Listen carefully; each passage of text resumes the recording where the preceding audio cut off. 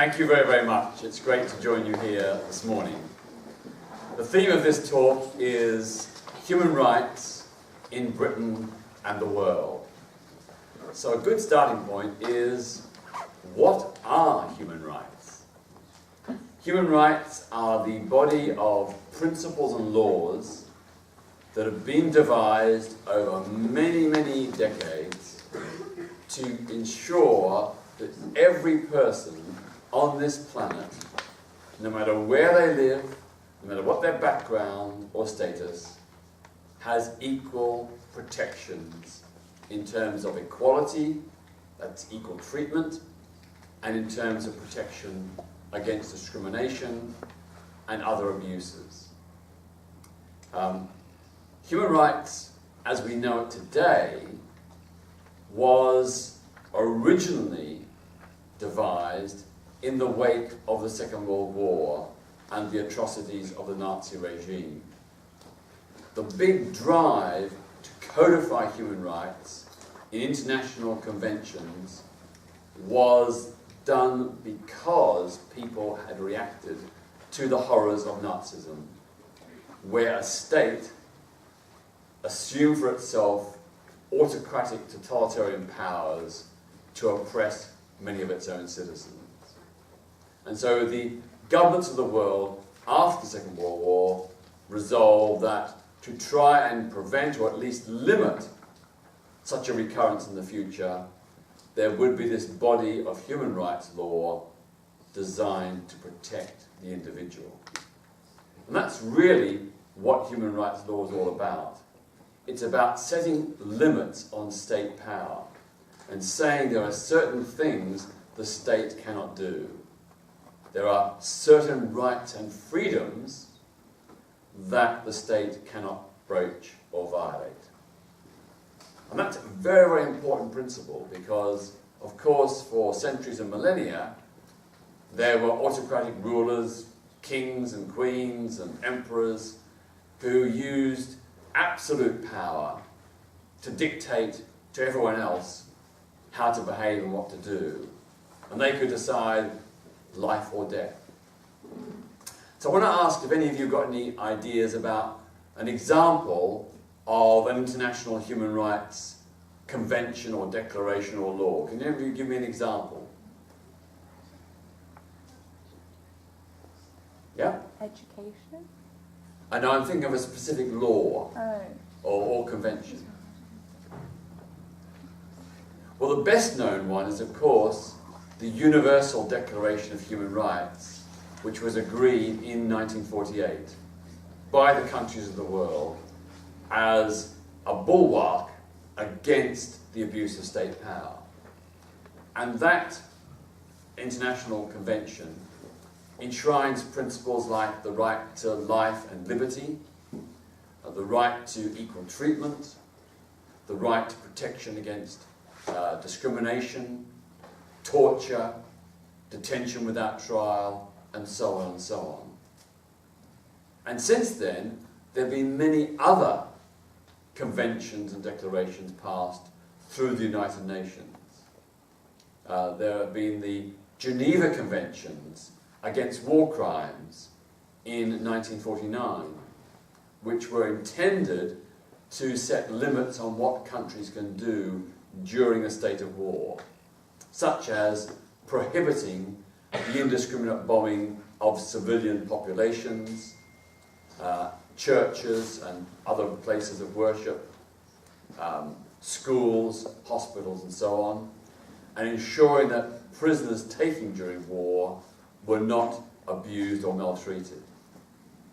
There was also, the year before that, in 1948, the Genocide Convention, which outlawed the crime of genocide.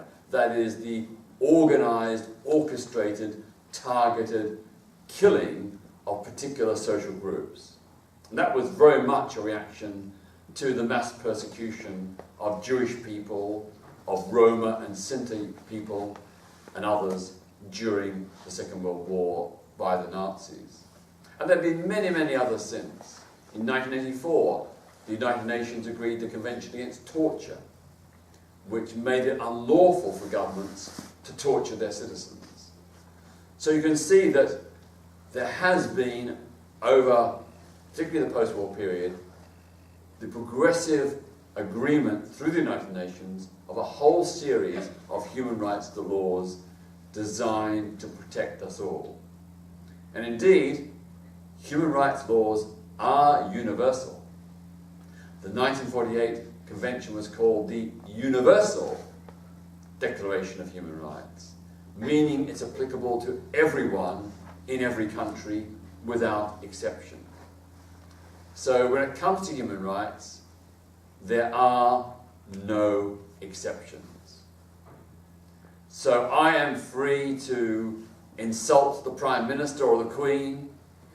I'm free to challenge political ideas, religious ideas, any ideas, and even if some people find them offensive, that's not a problem in terms of human rights law, because human rights law enshrines the principle, among others, of freedom of speech and freedom of expression. Now I want to ask you, do you think that human rights law applies to terrorists? Does anybody think it applies to them? Yes, it does. Terrorists have human rights. Of course, they should be punished according to the law if they're found guilty, but if they are found guilty, it doesn't mean that the state has the right to torture them or do other bad things to them. They must serve their sentence, but the state does not have a right to violate their human rights. The same with rapists or child sex abusers.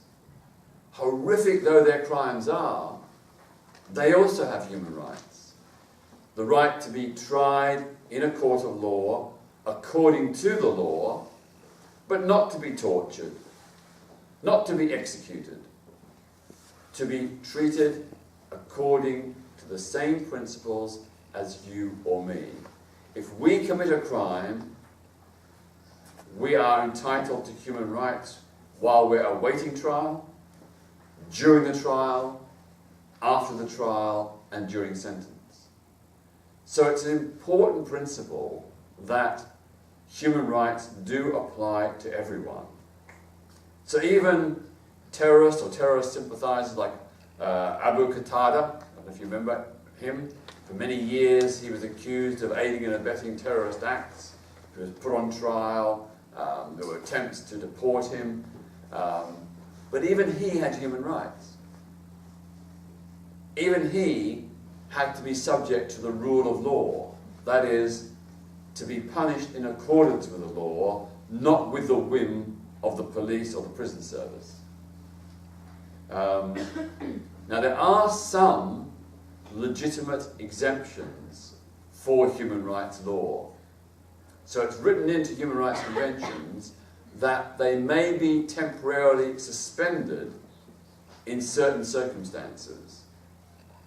So, for example, in a case of national security, if there was a terrorist attack on Britain and the security services had a reasonable evidence-based belief that there might be follow-up attacks, they might, for example, close down the transport system in order to prevent terrorists to go on the transport system to commit terrorist acts.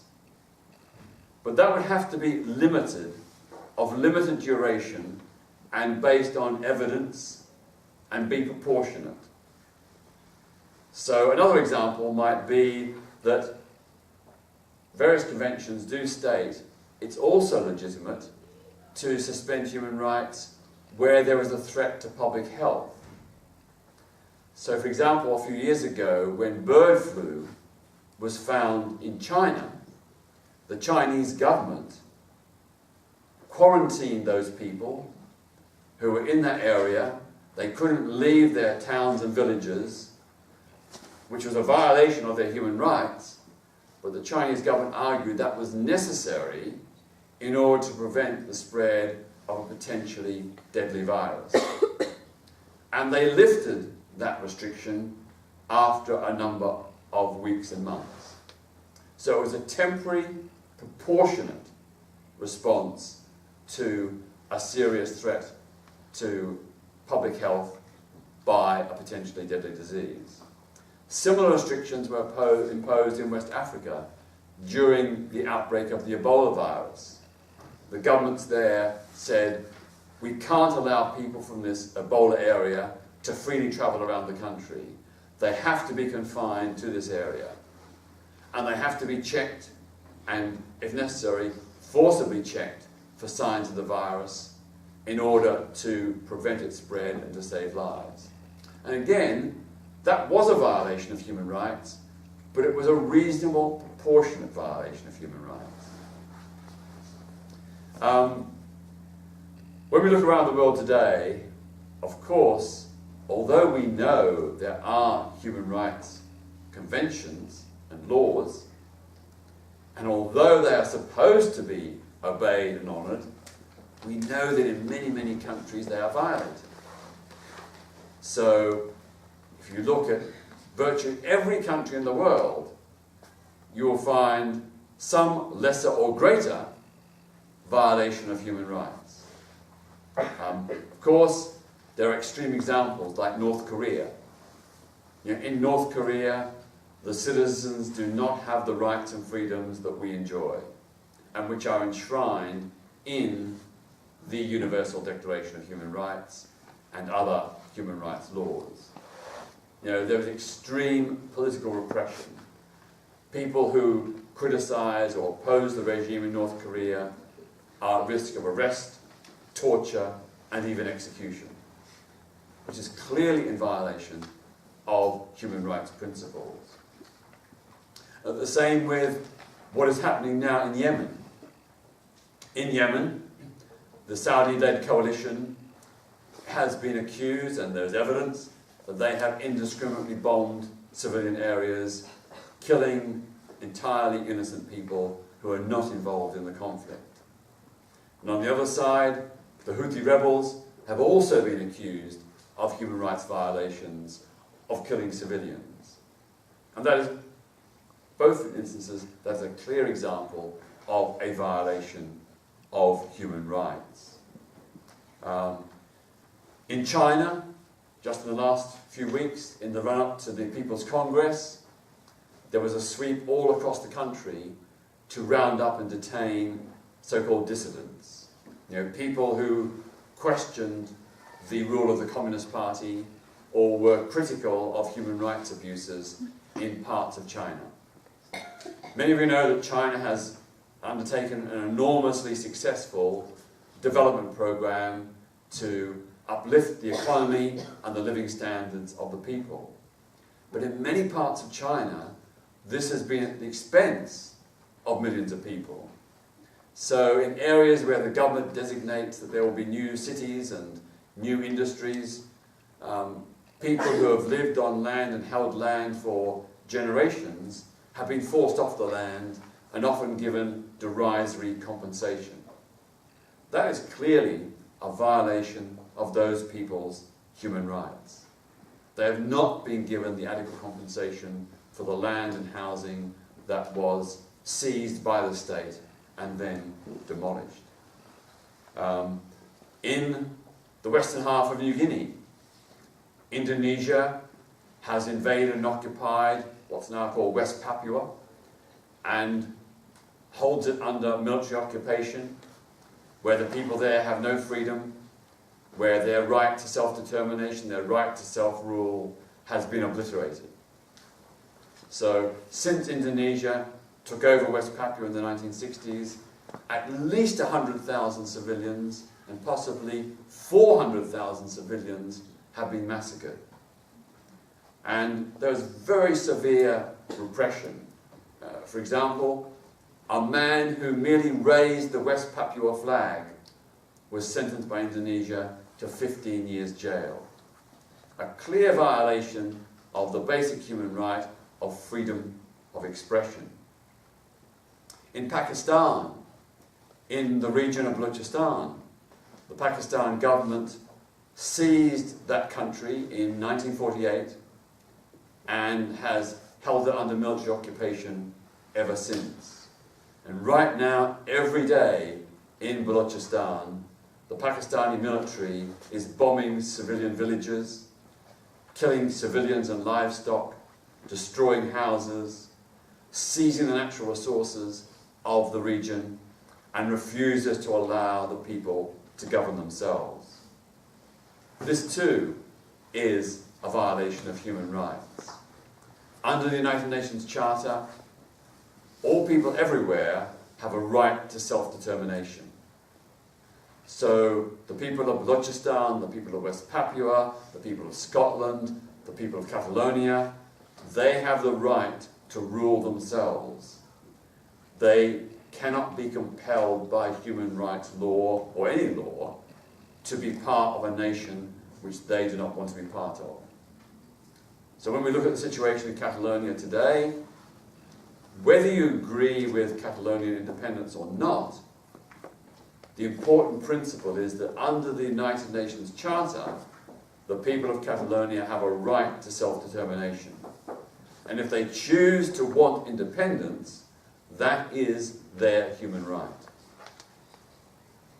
Saudi Arabia is another example of a country where there are massive human rights abuses. So, you know that in the last few weeks there's been an announcement of a series of reforms, including the fact that the ban on women driving cars will be lifted, so women can drive. There are talk of other reforms as well. And that is a good sign, but still many, many restrictions remain in place. In Saudi Arabia, if a woman or girl wants to go to the shops or go out for an evening, she has to be accompanied by a male guardian. She doesn't have a freedom to go where she wishes. She has to get the permission and the supervision of a male guardian to go anywhere outside the house. That quite clearly is a violation of her right as a woman. And countries like Saudi Arabia, Iran, and many others practice what we call gender apartheid. That is, separate laws for men and women, separate restrictions on what women can and cannot do. And gender apartheid is a violation of human rights. So which are the best countries in the world when it comes to human rights? As I said, I don't think there's any country that is 100% perfect. But on the whole, most of Western Europe, particularly Scandinavia, Canada, Australia and New Zealand, probably have the best records. But they're not perfect. Look at what Australia does to refugees fleeing persecution. It holds them offshore on islands off the coast where they are effectively detained without time limit. They're detained on Manus Island and some in Papua New Guinea and elsewhere. They're detained in camps which are essentially glorified prisons with no time limit. Some have already been there for years and years, and there's no prospect they will ever be free. Despite Australia's good human rights record in many respects, there's quite clearly a very grave abuse of human rights. Because the principle of human rights, or one of the principles, is that no one should be detained without trial indefinitely. That everyone has a right to swift justice. And under the Refugee Convention of 1951, which Australia has signed, it has a moral and legal obligation to give refugees a safe haven, to give them a place where they can be free from persecution. What about the United States? It's often upheld as the greatest democracy in the world. But if you look at the record of the United States, in the league tables, the United States is about halfway down. It's nowhere near the top when it comes to observance and protection of human rights. It's about halfway down. And in the United States, there is the death penalty, which is against the human rights principle of the right to life. Until recently, the United States banned same-sex marriage. In the United States, poor people often don't have access to good lawyers, and their chances of wrongful conviction are much higher than well-off people who can afford good legal representation. We know that in the United States, a disproportionate number of black men are imprisoned. Much, much higher than the proportion of black men in the general population. Indeed, it has been quoted in the past that there are more young black men in prison in the United States than there are in university. That is absolutely shocking. And I'm sure many of you have read the reports over the last 2 or 3 years in particular about the police shooting dead, often unarmed black suspects in the United States. And virtually none of those officers has ever been prosecuted, found guilty, and sentenced. So the United States really has some major, major problems when it comes to human rights. And of course, in the war on terror, or perhaps some might say the war of terror, the United States has often ignored human rights laws. So in the wake of the 9/11 attack on the Twin Towers, the United States pursued a policy of what was called extraordinary rendition. And what this involved was the kidnapping of terrorist suspects. Not people proven to be terrorists, but merely people suspected of being terrorists. They were kidnapped and then secretly taken to another country, not usually the United States, to another country where they were subjected to torture in order to try and get information out of them. Now, kidnapping is illegal under human rights law, and torture is illegal under human rights law. Yet this is what the United States did in the name of fighting terrorism. And human rights lawyers argued that the United States was entitled to fight terrorism, but not to suspend human rights laws, and not to do so in the way it did it, for the period it did it. Because this extraordinary rendition and torture went on for years and years and years. And Britain was complicit, because we allowed some of the extraordinary rendition flights from country A to country B to overfly the United Kingdom and to refuel in the United Kingdom. So we were party to that process of extraordinary rendition, kidnapping and torture. And then, of course, many of the people were eventually taken to Guantanamo Bay, which is on the coast of Cuba. You've got to ask yourself, how come the United States has territory in Cuba, a sovereign independent nation? Well, that is a legacy of American imperialism. Because America had a foothold in Cuba many, many decades ago, particularly, actually, it arose from the 19th century, I think. It has a small section of the island of Cuba, which is effectively US territory. And it decided to designate that as the detention camp for prisoners that had been subjected to extraordinary rendition and torture. That was the place where they were to be imprisoned. Now, Guantanamo Bay is in clear violation of international human rights law on a number of grounds. First of all, the conditions in the prison were tantamount to physical and psychological torture, and indeed there was actual torture committed by American personnel against people merely suspected of terrorist acts. In addition,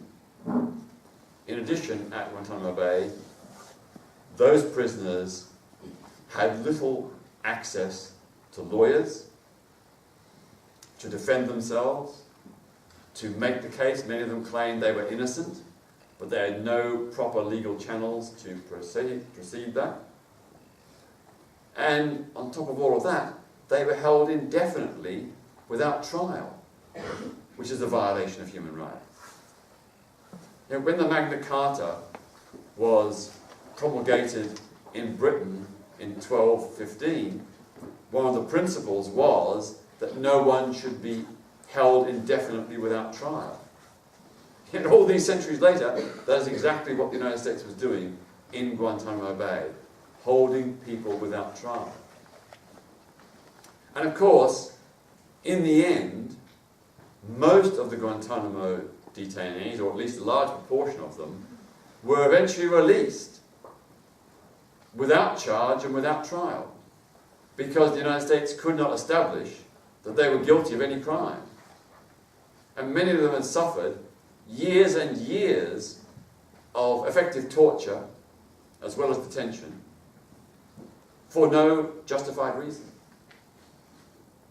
There was a British resident called Sheikh Ahmad, who was held in Guantanamo Bay for 13 years without trial, and subjected to horrendous, brutal mistreatment along with other detainees. He was eventually released after 13 years because the US conceded it had no evidence to put him on trial.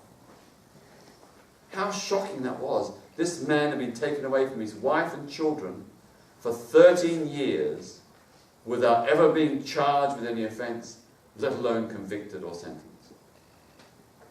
So my point is not to particularly point the finger at the United States, because there are many other countries that do similar or even worse things, but to show that even so-called democracies often fall down when it comes to human rights. What about Britain? What about Britain? From the 1970s through to the 1990s, we were engaged in a war in Ireland. It's often euphemistically called the Troubles. It wasn't the Troubles, it was a war between the British state and the Irish Republican Army. Again, you don't have to agree with the Irish Republican Army, the IRA, to know that some of the things that Britain did were very, very wrong. We have had admissions from former serving British soldiers that they conducted undercover assassinations of people suspected but not convicted of terrorist acts. We know that during, particularly the 1970s, Republican prisoners in detention were subjected to torture, to being hooded, subjected to what they call white noise, which can make you go mad, and other forms of abuse. And many of the prisoners were held for years without being charged or tried with any offence. So that is a very dark stain on Britain's human rights record, and the full truth, even to this day, has not come out. Now, of course, I emphasise, Britain had a right to fight Irish Republican terrorism, but not in ways that undermined human rights, not in ways that treated people contrary to our own and international human rights laws. There are other things about British law that violate human rights. Under the Public Order Act of 1986, it's an offence to act in ways that are likely to cause harassment, alarm, or distress. Harassment, alarm, or distress. Now, these terms are very vague and subjective. I think we can probably agree what harassment is.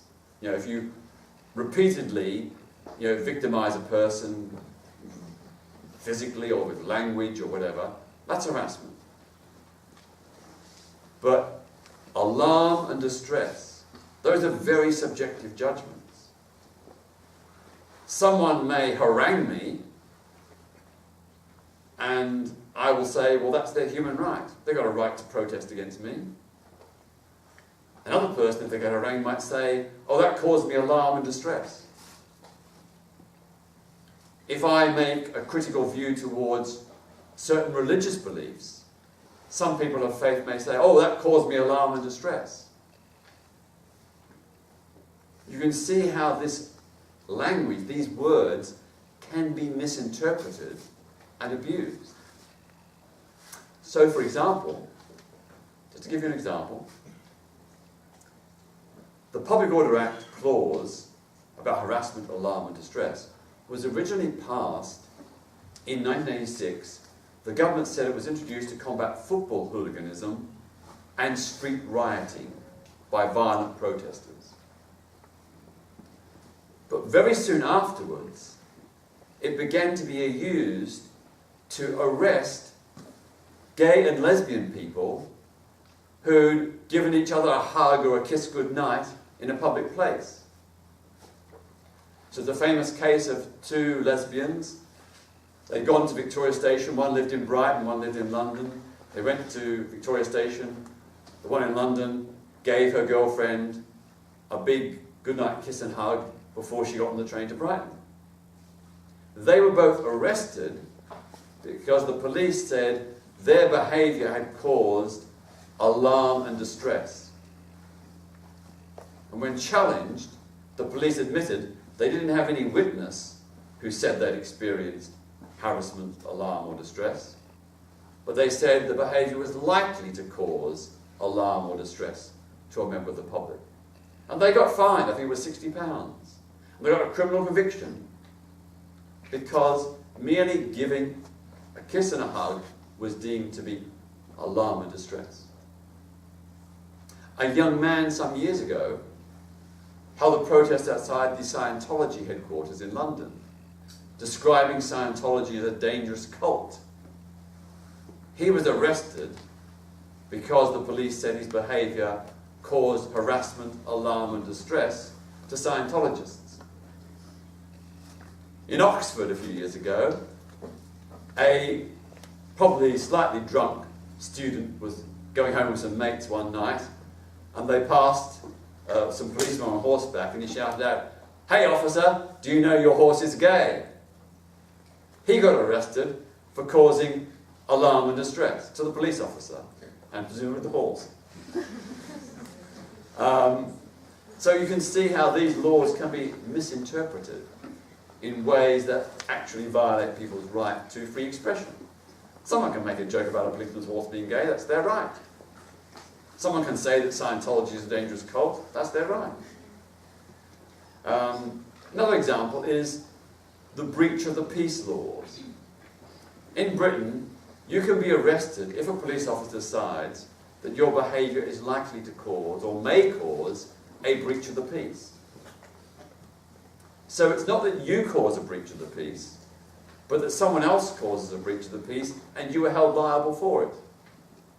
So I can remember in the 1990s, together with my colleagues from the LGBT human rights group Outrage, on the day of the state opening of Parliament, we stood in Parliament Square with placards saying, or appealing for, gay law reform, to end the discriminatory anti-gay laws that existed at the time.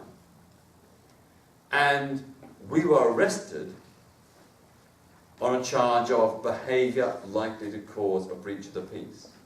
We were totally peaceful, just holding a placard, but the police officer said, "Your placards are provocative, they may provoke a member of the public to violent reaction, and therefore you're under arrest."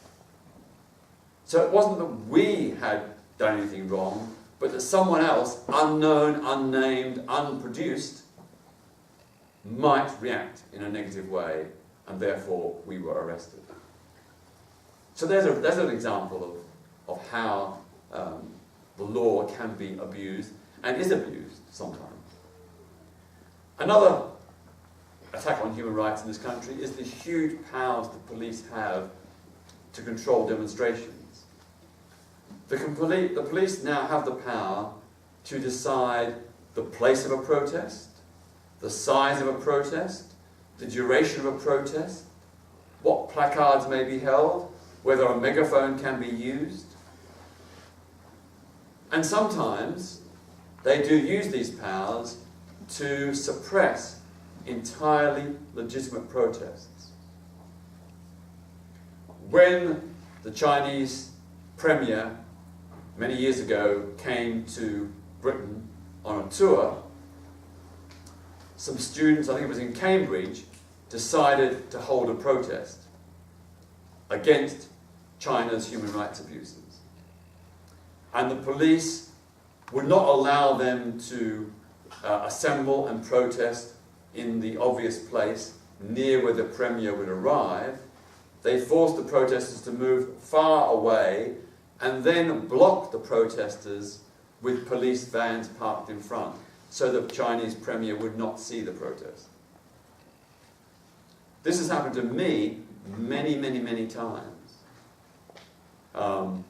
When the Israeli Prime Minister has visited Britain, when the American President has visited Britain, I've been involved in protests, entirely peaceful protests, where the police have restricted where we stand, for how long, and how many of us. That is clearly a violation of human rights. Now, if we were being violent, if we were threatening violence, then of course the police could legitimately say, you can't stay here, you have to move away, and we're going to park vans in front of you so you can't cause violence. But they were using this power despite the fact that we were entirely peaceful. You've probably all heard of the police tactic of kettling protesters, where the police surround a protest and everybody is trapped inside and no one is allowed to leave. And there have been cases where police have kettled protesters for 6, 7, even 9 hours. They haven't even been allowed to go to the toilet. They haven't been allowed to get food or water. Again, that is a clear violation of human rights. Again, if protesters were seeking to, I don't know, storm Parliament, then the police would have a right to block them. But these were often peaceful protests that the police and the government did not like, and therefore they were effectively held in detention without charge or trial for a number of hours, in violation of their human rights. Some years ago, again in the wake of the terrorist attacks in the United States and the 7/7 attacks here in Britain, the police and the government introduced quite draconian rules. It allowed, in initial stages, allowed the indefinite detention without trial of terrorist suspects. They were put in a maximum security prison like Belmarsh in South London and held there indefinitely. No charges, no trial. Through legal challenges, that was eventually overturned, but it took a long time. Then there were controls placed on people's assets. Their assets were frozen. Again, not because they'd been convicted of any offence, but simply because they were suspected of supporting or involvement in terrorism. So they and their families could not access their bank accounts. That, again, was a clear violation of human rights. The government has been trying for a number of years to pass extremism disruption orders to crack down on non-violent extremism, particularly targeting Islamist extremism and far-right extremists from ultra groups like Britain First, the EDL, the BNP, and so on. But it's never been able to define what is extremism. In fact, there was a minister went before the House of Parliament to testify. In the course of 70 minutes, she gave 11 different definitions of extremism. It is really hard to define. You know, if you openly advocate terrorist acts, then that is extremism. but it's also covered by existing laws. It's unlawful to incite violence or murder or to promote terrorism. But if you merely sort of say that, somebody is a good guy and their views about Islam or about Western society is legitimate, I don't think the state has a right to put them under restriction or lock them up. We have to challenge those ideas with better ideas. We have to challenge them with counter-evidence. So the attempts to crack down on extremism, I think, are really seriously flawed because they leave open a subjective interpretation. You may think it's extreme, I may not. For example, if I support the right of the people of, let's say, West Papua or Balochistan to militarily resist the occupation of Indonesia and Pakistan, some people might say, A, I'm supporting terrorism, or B, I'm an extremist. But if you go back in history, if that rule was applied, then supporting the African National Congress in South Africa when they fought apartheid would have been extremism and terrorism. If you go back in history even further, to the Second World War, people in this country supported the anti-Nazi resistance in occupied Europe, some of which involved what we would now call terrorism. So the anti-Nazi resistance in occupied France blew up German troop trains. They assassinated German officers and diplomats. They bombed German officers in Paris and other cities. Today that would be deemed to be terrorism. But back then it was seen to be heroic resistance against a fascist dictatorship. So we have to be really careful. The final point I just want to make is about Brexit, big topical issue at the moment. Under the current government plans, one of the things it's going to do when it removes Britain from the European Union is also to end our obligation to observe the EU's Charter of Fundamental Rights and Freedoms. This charter enshrines in principle the very important fundamental rights and freedoms that you and I enjoy.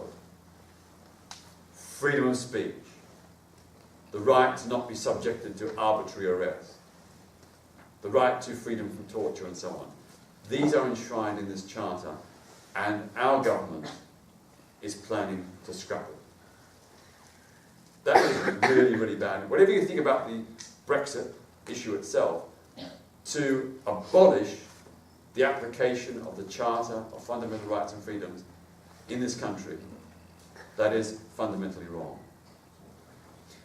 There are some in the Conservative Party who also want to withdraw Britain from the European Convention on Human Rights. This has been a very important protection. Many of the rights and freedoms we have today are as a result of the European Convention on Human Rights. So, for example, the rights of lesbian, gay, bisexual and transgender people in this country have been in part won through the European Convention on Human Rights. Until 1999, it was illegal for an LGBT person to serve in the British Armed Forces. If they were known to be LGBT, they were refused enlistment. If they had been enlisted and they were discovered, they were sacked. In 1999, the European Court of Human Rights ruled that that was unlawful, unjust discrimination. And the European Court compelled the British government to end the ban on LGBT people in the armed forces. Then 2 years later, it ruled that the unequal age of consent for gay and bisexual men was also unjust, illegal discrimination. So up until that time, the age of consent for sex between men and women, heterosexual people, was 16. But for sex between men, it was 18. So young men who were gay or bisexual aged 16 or 17 were committing a criminal offence, and so were their partners. And they could actually be jailed. They could be jailed. And the European Court said this is unjust, unlawful discrimination. And it compelled the British government to change the law. So there's another example of how the European Convention on Human Rights has actually extended human rights and freedoms in this country. And the final point is that there are some in the Conservative Party who also want to abolish the Human Rights Act. This was passed in 1998. To me, is the single most important piece of legislation passed in Britain since the Second World War. The Human Rights Act guarantees, under our own laws, fundamental rights and freedoms to all of us. It protects us against an overbearing, intrusive state. It says there are certain things the state cannot do. It can't tap your phone calls or open your mail without good evidence and reason to do so. It can't lock you up and hold you without charge or trial. It can't deny you the right to freely speak your mind. All these freedoms are enshrined in the Human Rights Act, and they're very important fundamental freedoms. And so we must resist any attempt to remove the Human Rights Act. That would be a huge loss for us as individual citizens. It would massively strengthen the state. It would be a move towards a more totalitarian, autocratic state. And that would be dangerous for democracy and for human rights. So my final point is, to go back to the beginning, human rights are universal. They're for everyone, including some people who are quite disagreeable and even do bad things. But they're there for a reason. They're protecting you and me. They give us redress when the state exceeds its power. So we must defend human rights and make sure that we hand on to future generations not just the human rights we have, but even better human rights in the future. Thank you.